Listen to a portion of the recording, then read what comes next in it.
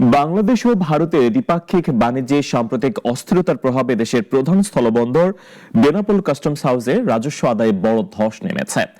আমদানি পণ্যের শুল্কায়ন জটিলতা ও সীমান্তে পণ্য খালাসে দীর্ঘসূত্রিতার কারণে আমদানি রপ্তানি কমে যাওয়ায় এই পরিস্থিতি তৈরি হয়েছে বলে জানিয়েছেন সংশ্লিষ্টরা।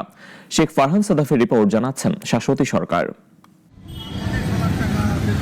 চলতি অর্থ বছরের প্রথমার্ধে বেনাপোল কাস্টমসের রাজস্ব লক্ষ্যমাত্রা ছিল ৪,১৩৩ কোটি টাকা, যার আদায় হয়েছে মাত্র ৩,১২০ কোটি টাকা।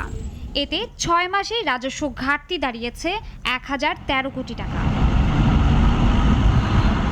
এদিকে আমদানি বাণিজ্যেও বড় ধরনের পতন ঘটেছে।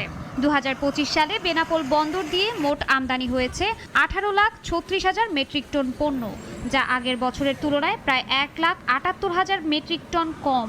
উল্লেখযোগ্যভাবে হ্রাস পেয়েছে উচ্চ শুল্কযোগ্য শিল্প কাঁচামাল, ইলেকট্রনিক্স ও যন্ত্রাংশের আমদানি।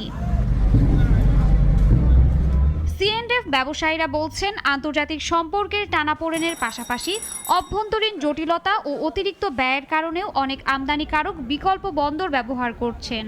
শত শত কোটি টাকার রাজস্ব ঘাটতি হয়েছে।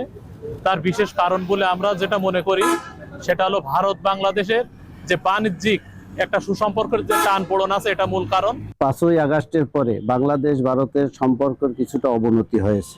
অবনতির কারণে আমদানি রপ্তানি কিছুটা কম হচ্ছে। রাজস্বের মোটা অঙ্কের টাকা ঘাটতি।